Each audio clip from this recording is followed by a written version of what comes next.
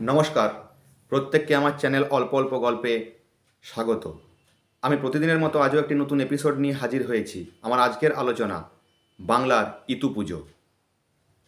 সাধারণত গ্রাম বাংলায় বিভিন্ন জায়গায় বেশ কিছু লৌকিক উপাচার, পুজো এবং ব্রত ছড়িয়ে ছিটিয়ে আছে এবং বিভিন্ন এলাকায় বিভিন্ন রকমভাবে তা পালিত হয়। এইরকমই একটি পুজো বা ব্রত হলো ইতু পুজো। সাধারণত কার্তিক সংক্রান্তি থেকে বাংলার ঘরে ঘরে শোনা যায় ইতুর ব্রত কথা। সঙ্গে গরিব বামুনের দুই মেয়ে উম্ন ঝুমনোর গল্প। কেউ বলেন ইতু, কেউ আবার ইবতি, কারো কাছে আবার এটা লক্ষ্মীর ব্রত। পূর্ববঙ্গে আবার চুঙ্গির ব্রতও বলে থাকেন মহিলারা। একটি ঘটের গায়ে পুতুলি এঁকে ভিতরে দেওয়া হয় শস্যদানা ও তৃণগুচ্ছ। খড়ের বীরের উপরে ইতু সরা বসিয়ে মাটি দিয়ে পূর্ণ করেন মহিলারা।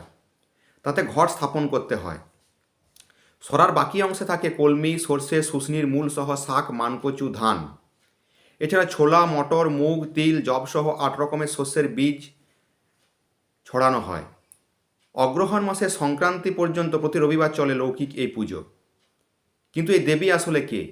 ইতুর এক নাম মিত্র। অগ্রহায়ণ মাস সূর্য মিত্র নামে পরিচিত। প্রতি রবিবার উপবাস রেখে পুজো করা হয় বলেও একে সূর্যের পুজো বলা হয়। অনেকে এই পুজোর রীতি ও উপাচার দেখে ইতুকে মাতৃদেবী রূপে গণ্য করেন।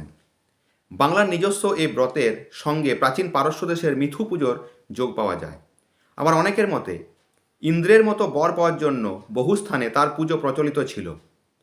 সেই বৈদিক যুগের দেবতায় বাংলায় এসে দেবীরূপ ধারণ করেছেন। সূর্যের পুজো বাংলার ঘরে ঘরে লক্ষ্মীর আরাধনায় বদলে গিয়েছে। এখন ইতু শস্য, সৌভাগ্য, মঙ্গলের প্রতীক। কুমারীদের বিবাহ বা বিবাহিতদের সংসারের কল্যাণ কামনায় এ ব্রত রাখা হয়। গোটা 1 মাস গ্রামের বাড়ির তুলসীতলা এই সময় সেজে ওঠে। হবে নাই বা কেন? তুলসীর 1 মাসের সঙ্গী যে ইতুই। আজ এ পর্যন্তই। আশা করি আজকের এপিসোডটি ভালো লেগেছে।